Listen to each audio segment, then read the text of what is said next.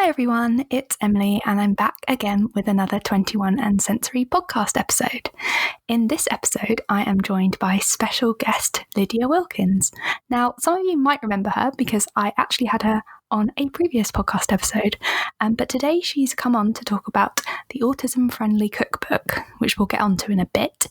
But if you didn't hear my last episode with Lydia is a freelance NCTJ qualified journalist, and she has bylines in The Independent, Reader's Digest, The Metro, Refinery 29, and so many more.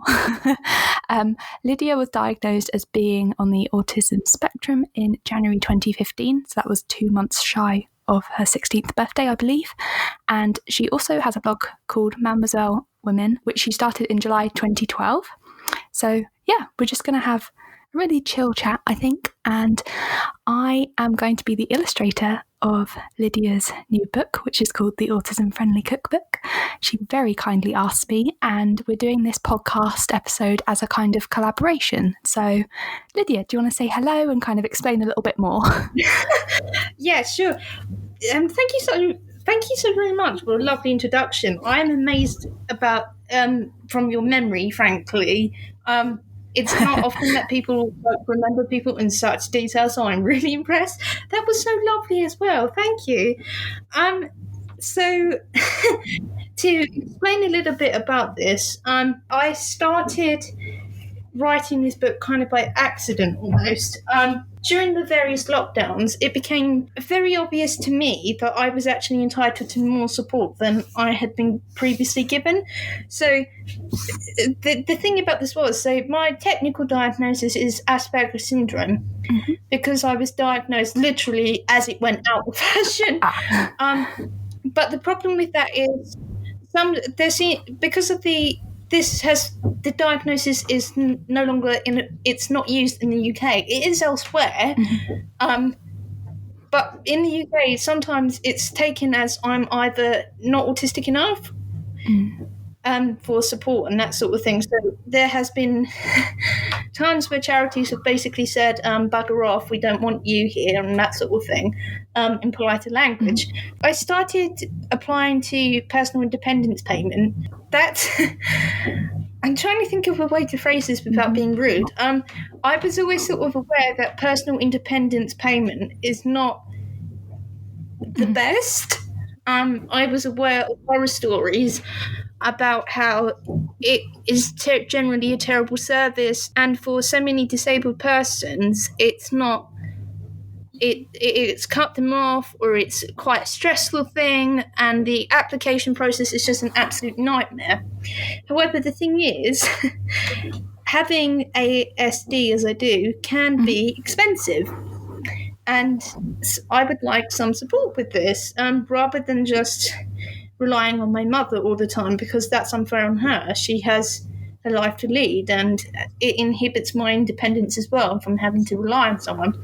So, as predicted, and I already knew this because I'd spent probably hours and hours researching this, I was awarded 2 points out of the whole thing. Okay. Because apparently I can just learn how to do particular skills, and I just need prompting to talk to people, and apparently I communicate really well. That's just at a surface level. But it was really obvious that the specialist in autistic girls, who I was supposedly talking to, had never met any of us, like ever at all, because the amount of stereotypes in this was just insane. There was just so much of it. And more, as I looked at this, it had this idea that apparently I could just learn to cook, that all I need is a bit of practice, and that I can do it solo by myself, and that I was just essentially being bratty about it.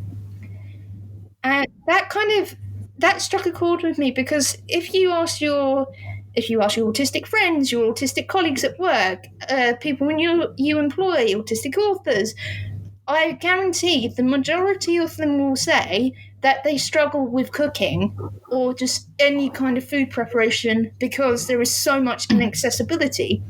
So I was left having to go to a tribunal because I don't know if people who are listening will know this. I'm going to explain.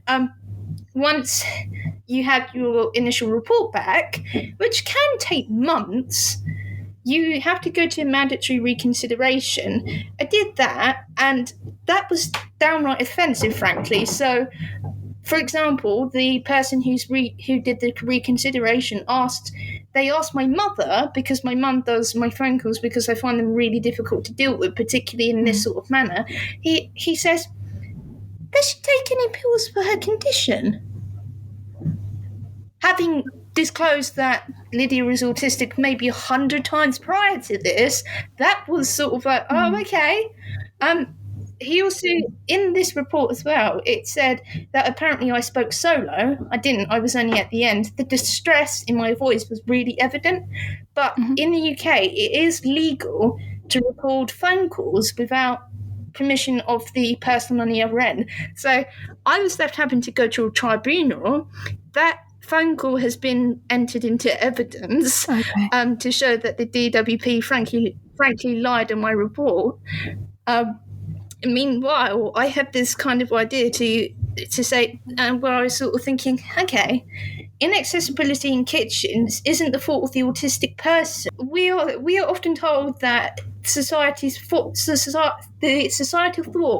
thoughts, so things that are wrong, are often our own fault. So, for example, why is it that autistic people are often told that they have problems with employment retention when there is so much discrimination and so much ableism and very rarely any adaptations? It's not our fault, because who on earth would want to stay in a job like that? No one would.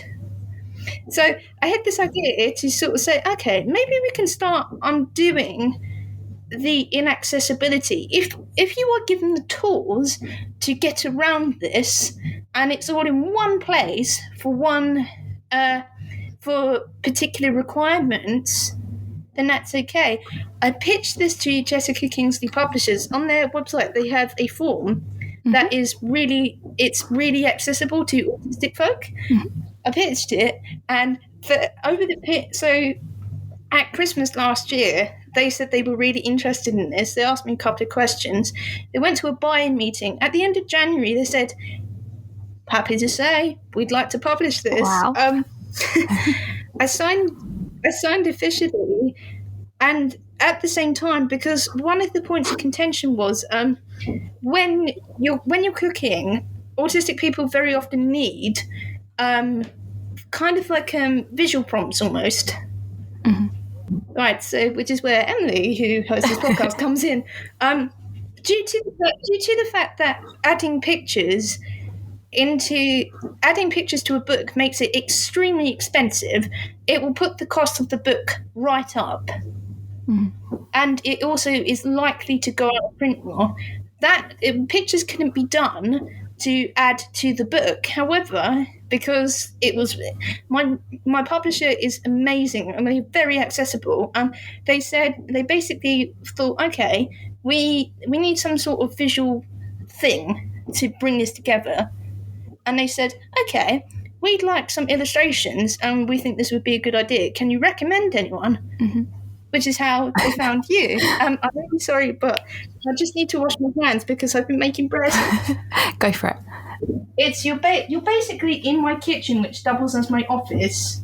Nice. I love that you're talking about the Autism Friendly Cookbook from a kitchen. While I've been talking, the bread started setting on my hands, and I need to remove it quickly. That's one of the things about cooking, is like texture on your hands, so don't worry, I get it. Setting, and it was becoming really tight as I was talking. Nice. Which is why when people listen back to this, they're probably going to think, why is she talking really fast all of a sudden? Because I'm trying to ignore the sensation that is wrapping around my hands. Yeah, that's how the book started out, kind of as a two fingers up at the ableism that is within the DWP. So they will in fact have a small note in the acknowledgements to say autistic people are not sick, because I've been asked to provide sick notes before for the fact that I have ASD. we're not sick, we're not in need of curing, we just need basic support, which you can supply, and we will force you to. Mhm. And thank you very much for giving me the excuse for this book, because you will be held accountable. Yeah. I'm glad a good thing has come from such a bad experience in a way, because I mean, obviously I'm involved, which is great. But it's like the Autism Friendly Cookbook as a whole is something I can really get behind. And like you say, a lot of autistic people struggle with cooking, and I am definitely one of them. So I'm really glad that you've taken something negative and turned it into something positive that's going to help a lot of autistic people, I think. I'd like to think so. I'm very nervous about sharing this with everyone. It's a funny thing writing during a pandemic, because the thing is, I live independently, and my mum and sister who live together, they're my support bubble. But because of where I live, I rarely see anyone. Okay. So nobody else apart from my publisher and yourself, if you've read it because you have access to the manuscript. Nobody else has read it, and everyone's always like, I've had lovely people on Twitter say, for example, this is going on my Christmas list for whenever this comes out, and I've had many people contact me to say, can I read it yet? I'd love to be a reader for you to give you feedback. And I have to reply saying, I've not actually written it yet. Give me a chance. Honestly, so to quantify this for people who are listening, so a book, generally speaking, is around 100,000 words. That's for kind of like a big fat manuscript, not like War and Peace, but quite a sizable read, maybe 300, 400 pages or so. Mine is only 80,000, simply because that 80,000 words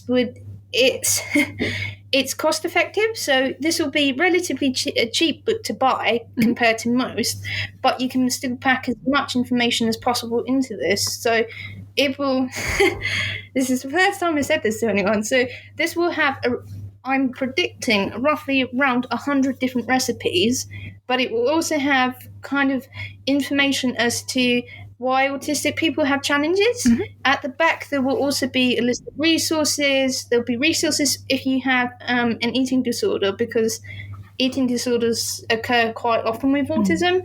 But there'll also be a kind of like I want to say an appendix, but that's not quite it. There will be a bit at the back where it will say, this is how to adapt these recipes to your particular needs. There, sometimes we fall into this trap of thinking that we need these quite specific, very non-negotiable ingredients, whereas you can pretty much adapt anything to your needs. So, for example, if you if you were making a cake for someone who is gluten-free, for example, how do you get around using eggs, for example? Yeah. That'll be in the book, children, so go and read the book. I love the way you say it's only 80,000 words. That's a huge amount of words for me to hear. I'm a journalist by trade, so that to me is not a lot of words to put together. Okay. So how am I going to contextualize this? If you, generally speaking, a feature for a magazine or a newspaper's website is around 1,500 words.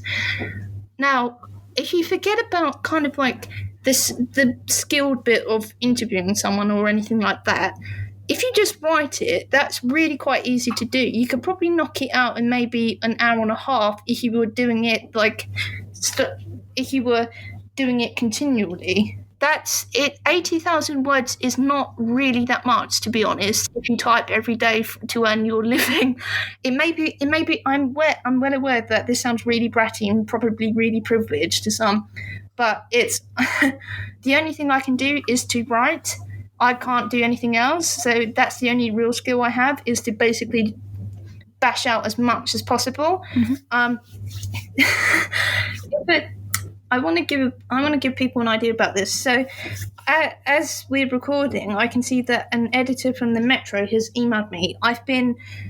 This week, the Daniel Morgan case has been in the news quite a lot due to actions of Priti Patel and the controversy that has arisen. I had got Alistair Morgan, Daniel's brother, to speak to me exclusively, but that's nearly 2,000 words. Okay. Just out of large quotes and context, it's 80,000 words. If you do it for a living, is not a lot, to be honest. Mm-hmm. I'm well aware that sounds really quite privileged. No, you know what your skills are. You know that writing is your thing, it's your passion, it's what you're good at, and it's great to hear that that's. I'm sure that isn't your only skill, but I'm glad it's a skill you've picked up on within yourself, and it's one that you're like running with. You know, a bit like me with like design and drawing. It's something I think I'm good at without blowing my own trumpet. But it's something that I can put like passion behind. Well, and what else would I like to be my illustrator? That's very kind of you. I was so excited when you asked me. I was like, a book, like a real life book. I must admit, I'm sorry for interrupting, but I was kind of a little bit indignant by what you were saying, because why would if anyone's choosing anyone to collaborate with, why would you choose someone who you don't think much of, if we can put it like that? Oh, well, thanks. I'm sorry for interrupting. Sometimes autistic people have what's called a spiky profile, and I know what I do. So generally speaking, neurotypical people have quite a how am I going to put this? Their skill set is quite level, so they could do a bit of writing, they could do a bit of drawing, bit of practical skills. With autistic people, this doesn't always tend to be the case. Sometimes it can be that they are good at one particular thing enough so that they fine-tune their skill, and sometimes a lot of the other skills is below what you would call average for the age group. So I can't, for example, I can't draw. I can't. This is going to sound really weird. My pattern recognition is really terrible. I'm actually waiting for a referral for a dyscalculia assessment because my maths ability is shocking. I have no real skill other than that, which is just sort of like, oh, okay. Have fun with that, Lydia. Anyway, sorry, that was totally off the really like on a tangent. No, what was I going to say? I mean, 100 recipes in your book is an insane amount, and I think like it's really interesting when we've been talking that you're going to kind of divide things up, like kind of in the sort of categories of like breakfast, lunch, dinner, and then kind of have a kind of misc kind of area of stuff, but also like by social occasion and like energy level. Like when you first were speaking to me about like, you know, energy level and like the spoon metric and stuff like that, like I've learned so much from you just about that sort of thing, and I think that's going to be a really interesting part of the book. Thanks. I need to put a disclaimer on this because this is the chapter I'm researching and writing and rewriting just to be accessible, but also to clear copyright. One of the things that occurred to me is that when I cook, I've seen this so very much with other people. When they cook, if you go to a recipe book, you can't necessarily tell how much energy it's going to take you, and that can act as a barrier to me personally. So if I've had a day where I just have no spoons left, for example, I'm not going to be able to make something that's cooked. I'll go for something that's pre-prepared already in my freezer. But you wouldn't necessarily know that unless you have a pretty good interoceptive system and a good way to kind of recognise when you have low energy. That's very often not the case. I've heard this from other people as well, the fact that they would go, okay, I'd like to make, I don't know, say roast for people who are coming around on Sunday and all my relatives. What happens if you have a meltdown? You're not going to be able to make that. And sometimes people have this idea that they can say that even if you've had a meltdown, that they're really disappointed that they're not going to have the food. That's why when it came to kind of pitching the book, I wanted to do something that's accessibility to me. The fact that the fact to make food accessible, I would need to know the energy it will take me to work out whether I can feasibly do that. That's just I don't know, that's just basic decency in the kitchen, to be honest. And I was really surprised that nobody else had sort of done that. People need to know what their energy levels are to feasibly plan out. That shouldn't be, what's the word? It's sometimes people come up to me and they go, "Oh, thank you for writing this book," even though I'm still in the process of, and they act like it's a revelation to them. Yeah. No, that's just basic accessibility. The fact that everyone should be allowed, or how to phrase this, we should be allowed to learn, and we should be able to have that skill set, rather than you'd be surprised about the amount of people who go, "Oh yeah, so I was bullied in secondary school and I didn't really learn to cook as a result, and I'm having to catch up now in adulthood." You found like a really interesting gap in the whole kind of like book market in terms of I've never seen like a book of recipes where, you know, it's not categorized other than, you know, the kind of time of day or the, you know, whether it's breakfast, lunch, dinner. But the fact that you're looking at it in terms of like being way more accessible, and I just think it'd be so useful for like even just like for me to be able to flick through like a recipe book and see in terms of like spoon level, energy level, like how much effort is this going to take out of me, out of my day. And I just think it's going to be so useful to, you know, if I came home from work and wanted to do something easy, like you were saying, just to be able to flip through and think, you know, what's a quick win? What's something that I can cook quickly? And I think, I don't know, more kind of recipes should be this accessible. Thank you for saying that. That's really made my day. If it's okay, could I speak to this?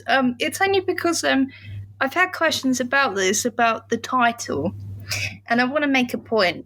So I am just on the autistic spectrum. To my knowledge, I don't have any other diagnosed conditions. It would be inappropriate for me to go into other territories. And by that I mean, so sometimes I've been asked, for example, the book has been criticised by people who've contacted me to go, why is it just the Autism Friendly Cookbook? Like, why don't you have people who have ADHD, dyspraxia, dyslexia, and a multitude of conditions? It would be really inappropriate for me to write that because I'm just autistic. Yeah. And you're drawing on your experiences, aren't you? You know, that's the diagnosis you have. And also, if you included all these, you know, other diagnoses, the book would be huge. It would be never ending. My publisher would be paying me a lot more money as well if it was a lot bigger than that, but nobody would read it. It's just this year and last year, I kept coming back to the concept of making space. So just generally speaking, I think now we need to start having conversations about giving up spaces for particular characteristics. In my day job as a journalist, I'm very outspoken about the need for diverse media, for example. And I think it's incumbent now that newsrooms need to give up space for people like me to allow me to do my job without having to battle on. It would be inappropriate for me to go against this principle, and it would probably be really offensive as well to start going, okay, here's a dyslexia-friendly book. By the way, I'm not dyslexic, and I didn't do any research whatsoever, and I didn't talk to dyslexics, and I'm not a dyslexic person myself. That's inappropriate. Yeah, I get what you're saying. It's not your lived experience. It's not what your kind of area of expertise, if you want to call it that, is. And no, I get you. You're focusing on what you know and providing, you know, advice and tips and tricks, and also talking to other autistic people. And I think it would be really difficult to do something, I mean, a book that inclusive, that like far-reaching, and like you say, you know, it would be, you know, way more words. I'm sorry, I just had to put this out there because I've been asked about why this isn't fully accommodating, and it's beginning to annoy me at times when people have gone, why don't you include like I've even been approached about conditions that are not neurodiverse, if I can put it like that. That's I how to put this? Disability access is it's utterly important. It is the thing that is the importance, and it should be put first in the kitchen. However, it's not appropriate for me to start telling other people what you can and can't do for another demographic. Yeah, and I think you're always going to get those I don't know haters, if you want to call them that, who will just kind of reach out via social media. And I think it's just because you've got the word autism in the book that maybe it's attracting all this different kind of feedback. But I'd like to think that most of it is quite positive, and like you say, people being like, I'm going to put it on my Christmas list, even though it's like out after like Christmas, like it's going to be out next year. Like just the fact that people are really intrigued by it and are like on board with it already. I think you've got to listen to the positive feedback. This is going to sound really quite geeky. I actually have a compliment jar in my bedroom, which is where sometimes this is this was recommended to me as a kind of mental health self-care exercise. I put in compliments kind of to do with anything. I don't really go out now to see people because I'm still unvaccinated. And I find this really difficult, socialising and everything else. But it's been absolutely nuts at times. I didn't think that this was like anything kind of. I'll use the word special, but I don't mean it in that sense. I didn't think it was like that. Yeah. So I just thought, here's an issue, and I need to do something about this because no one else so far has. But it's been utterly wonderful, and it's for example, the other day I saw that it's the Instagram page. It's called something like "Oh my God, I'm autistic." Oh yeah, yes, I saw that. Yeah, they put out a post saying about how somebody should make an autism friendly cookbook. Mm-hmm. And it was the most wonderful thing because a user actually tagged me in the comments to actually say, hold up a second, @journo_Lydia is actually writing this. That was just this was somebody I'd never interacted with, and I didn't know who they were. But that was just really wonderful. People still email me, they contact me. I can't express how much my gratitude enough that even when I haven't been in the process for writing for nearly 5 months now, this has given me a lot of courage to be very open and to kind of document very very extreme and sometimes quite unpleasant experiences as well. This was sort of informed. I had a lovely mentor, and it's really weird how sometimes there are coincidences in life sometimes.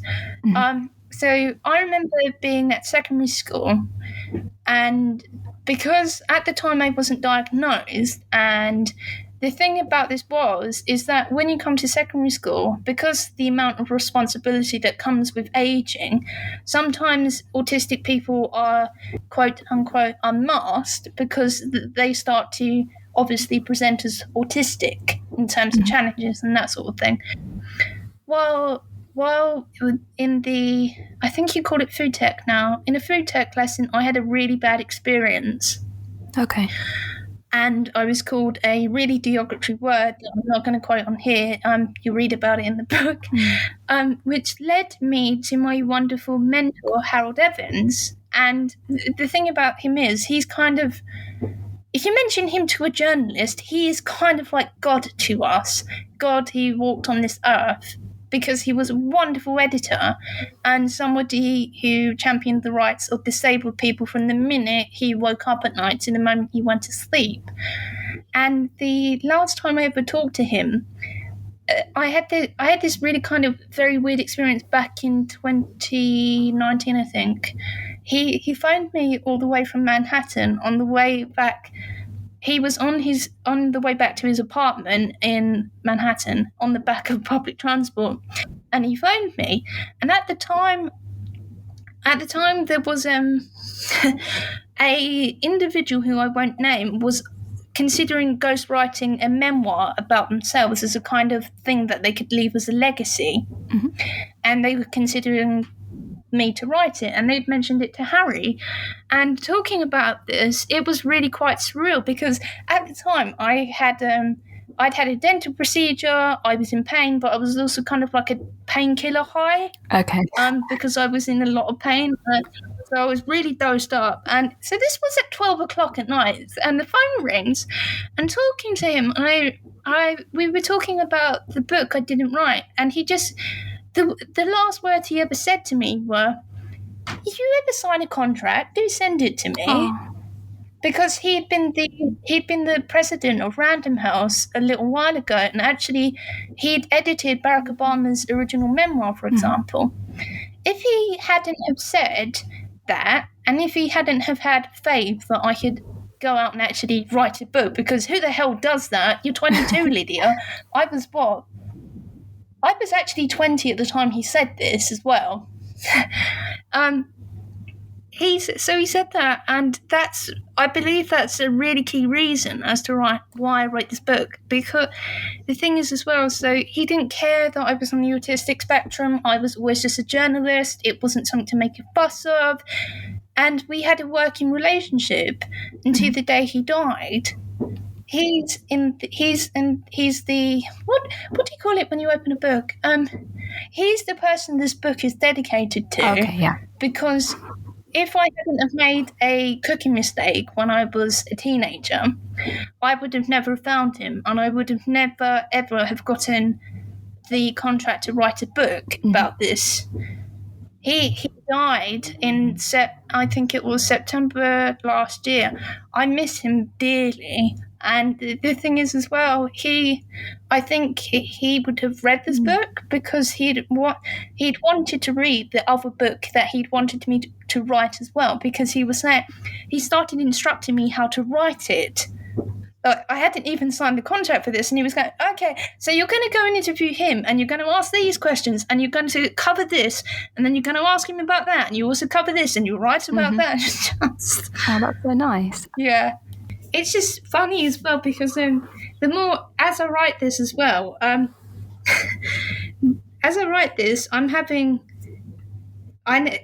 it won't be printed for a while, because my deadline is actually January 31st next year. I just want to disclose this because I thought you might find it funny. The more as I write this, and the more, because sometimes I write my own recipes just to bulk it up, rather than just relying just on people giving me one recipe per interview. I've had each recipe will have a story to it as well, because they come from a particular moment. So when it comes to, my sister has one, for example, she doesn't know it because she hasn't read the book and I've not told her, but she can read it when it comes out next year, just to take just as a joke, because she really likes, have you ever tried peanut butter on an apple? I haven't, but I know a lot of people, it's like their go-to snack.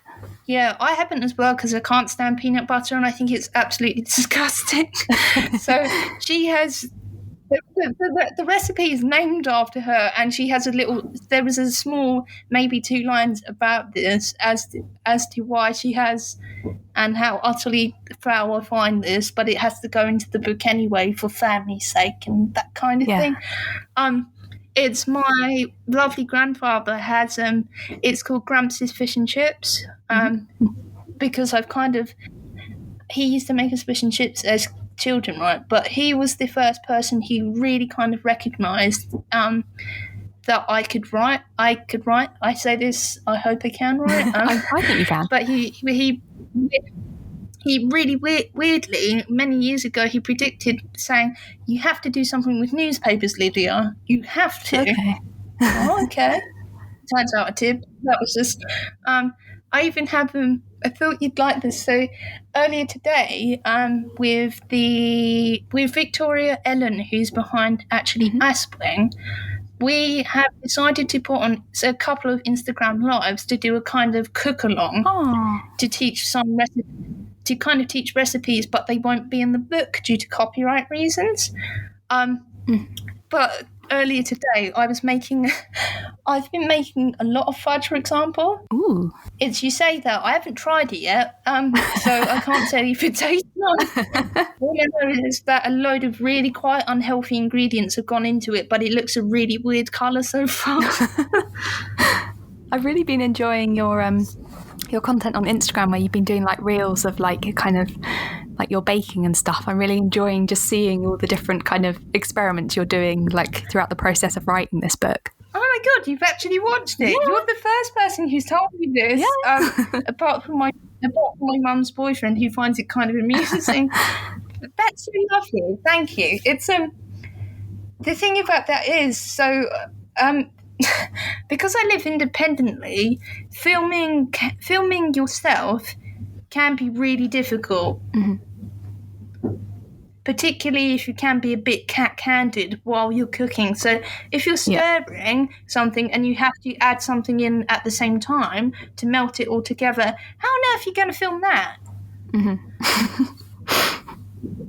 It is tricky. Honestly, it's I've had to improvise, for example. So I don't want to be crass about this. So I actually ladies, let's be honest. If you want to film that sort of thing, putting it down your bra can be helpful at times, just to strap it to your body to have it.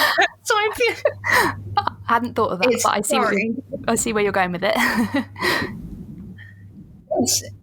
I'm a very clumsy individual by nature. Also because my sensory integration is not good. But sometimes I've had to tuck my phone at the front of my body to capture the action and then edit it out afterwards. Excellent. See, now we've got a behind the scenes glimpse of what actually goes on.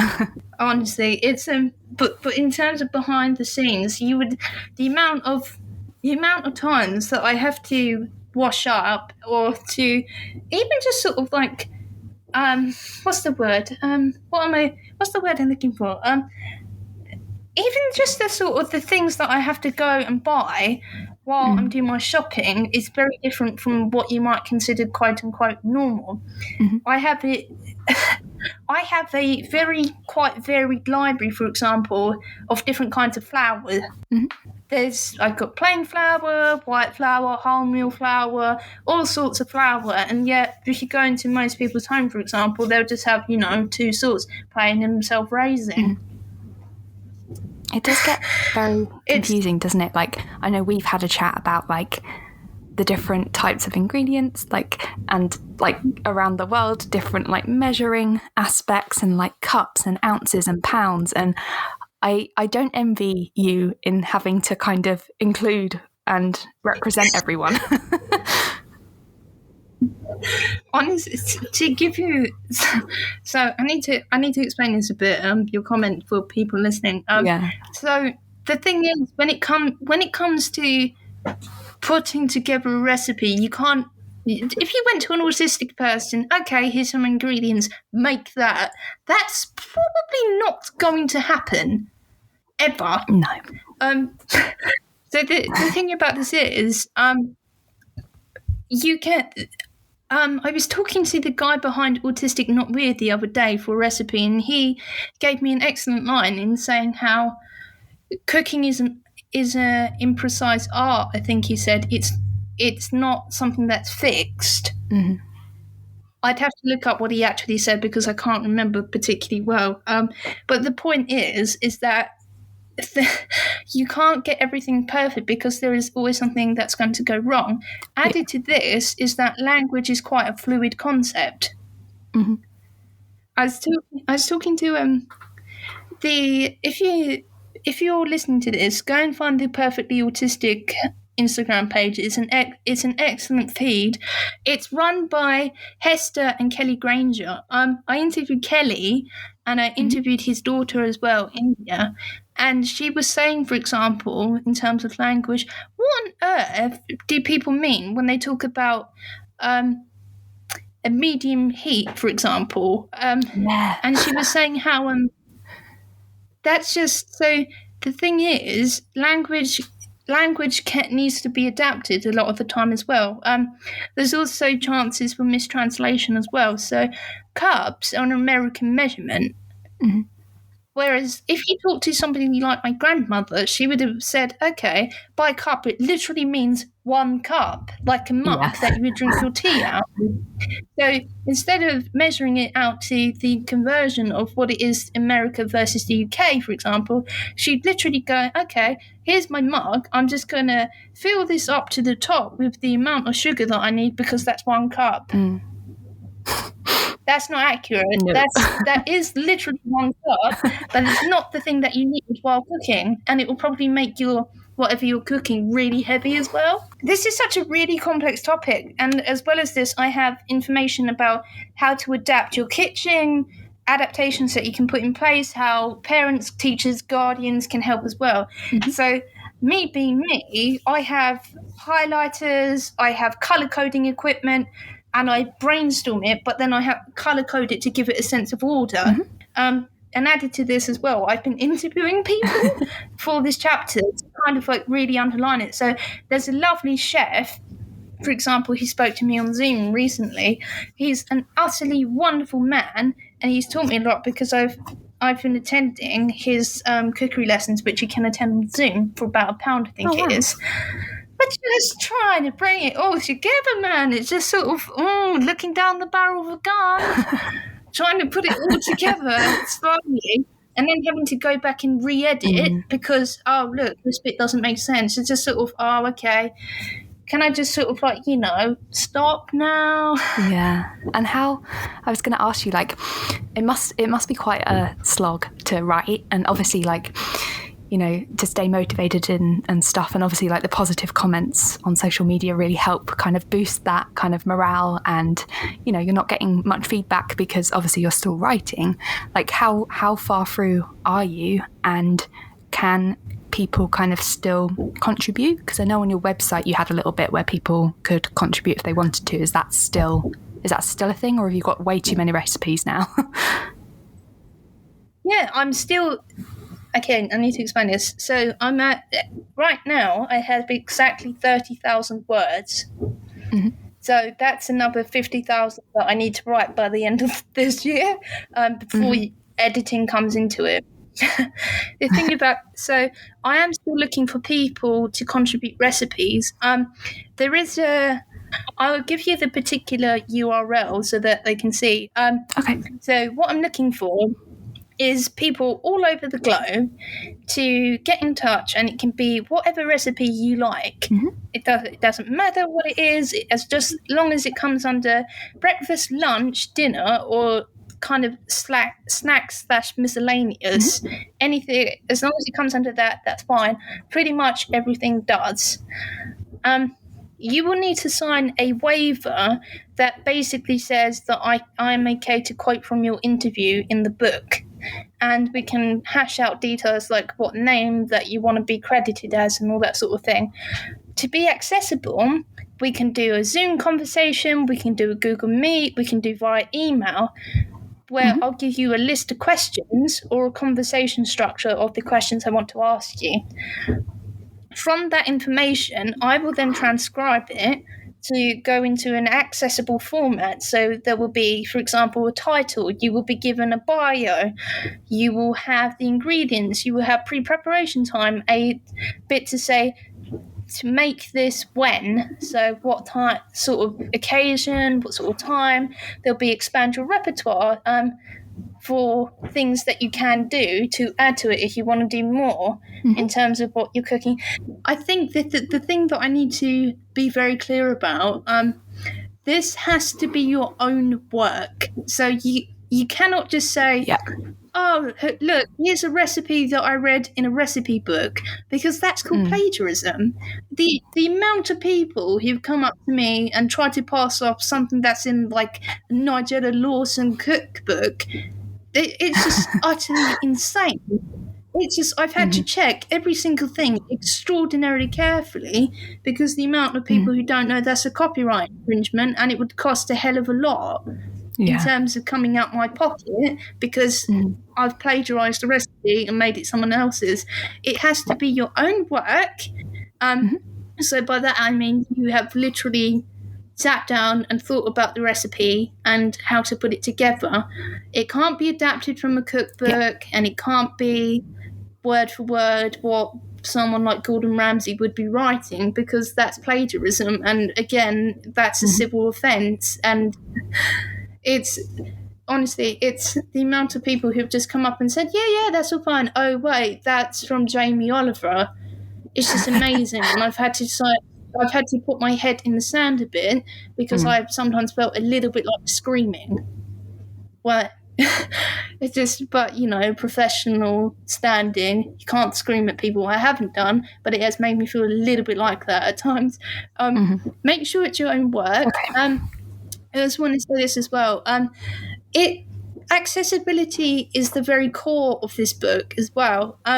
So I had a lovely email from someone I have an interview lined up with next month. When they saw that how I adapted, and because the fact that I asked them what their needs were in terms of being able to talk to me about the recipe, they wrote me a lovely email to say they actually cried.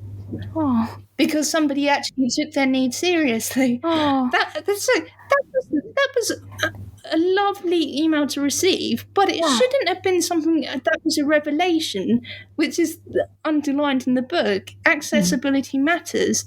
So if you would like to be a part of this book, as long as it's within reason, I will adapt to your needs. So if you use an AC, I think it's called an AAC device, where it talks for you, such as if you're nonverbal, we can use that. If you want your camera off, that's fine. If you want to be asked questions over email for you to type, that is more than okay. I'm here to work with you. This is an autistic-led book. Everyone, apart from the publisher themselves, because I don't know the autism diagnosis status, everyone who has worked on this is autistic or has worked with autistic people under the subheading of neurodiversity. Yeah. It's fully accessible, and I would do my best to accommodate you as long as it's reasonable. Definitely. Oh, it sounds just great. I mean, that you've thought of it in terms of accessibility and made it so open for anyone to contact you. And yeah, I think it's really important to just hammer home that it has to be your own work. You can't just, plagiarize. That's very important. But yeah, I'll pop all your social media links and the link that you give me in the show notes so people can head on over to you. And when are you doing the kind of lives with Victoria? Do you know when that's going to be ish? I know this is coming out at the end of June. So the first one will be on Monday, but because I am having an operation on my mouth at the beginning of June, it depends on popularity as well, if anyone's actually going to watch this. Okay. Well, I'll make sure to share it to my Instagram story, so hopefully we'll get some people having a look. Yeah, thank you. It's on Monday we're going to be making chocolate fudge. Ooh, that sounds good. I would like to think the recipe I have is good, but the thing is I haven't tried it. All I know is that there is a huge amount of very unhealthy ingredients that have gone into this mixture. Excellent. This recipe won't be in the book because if you want to be technical about this, the book has to be healthy eating. So there is one chapter where it's like every bad thing under the sun, but that was because without that, it wouldn't be me. I'm very much I like cake person. Oh yeah. Mm-hmm. And arguably you need kind of like a dessert or something sweet that you can serve as a social occasion as well, as a kind of like after dinner kind of thing. Yeah. No, I agree. Which is why the whole chapter is really bad things. So there's a German gingerbread, for example. There is oh, that sounds great. definitely up for like a chapter that's like crammed full of bad stuff when you really fancy, like, I don't know, a treat. It's to give you an example, that I have a recipe that I'm probably going to call Death by a Brownie. Ooh. No, the thing is about this, it was supposed to be a brownie, but I got the quantities wrong. Oh.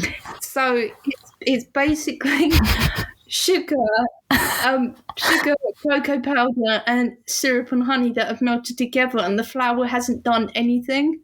Okay. So it's sat in my sat in my fridge because I can't bear to touch it because it was that sickly. I thought I was going to die when I just had like the teeniest, tiniest piece. Excellent. Which is why it's going to be called Death by a Brownie. Yes, deadly. That's what we want, you know, something a little bit out there. Oh, honestly, I can't wait to share this. Thank you very much for allowing me to come and talk on your podcast. No worries. Thank you so much. It's gone so quick. I always say it, but we've been chatting for an hour. But it's been really interesting to hear more about the cookbook. And yeah, as I said, I'll pop all your links down below, and I'll just keep sharing your journey with this book. And when I get to do the little illustrations that I'm so excited about. So yeah, I'll keep sharing.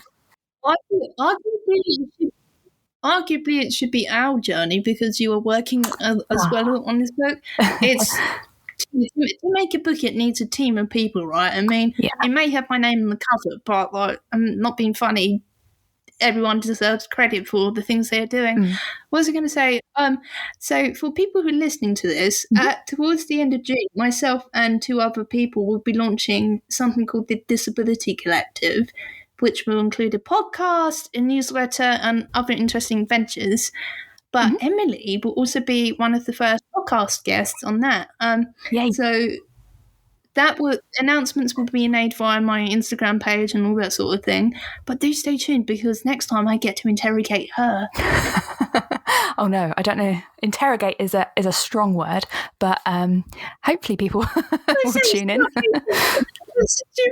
We had to briefly pause this podcast where there was a lot of line of duty jokes. So I will be Kate Fleming in this scenario, and she will be, I don't know, God, what was her name? The person who Kelly MacDonald played. She would be Jo, the pink copper, and she'd be put under the interrogation, but without the really annoying beeping sound because, you know, we're autism friendly here. Yes. Okay. I'm up for it. It'll be good. And I'll put the link to that podcast as well once it comes out below.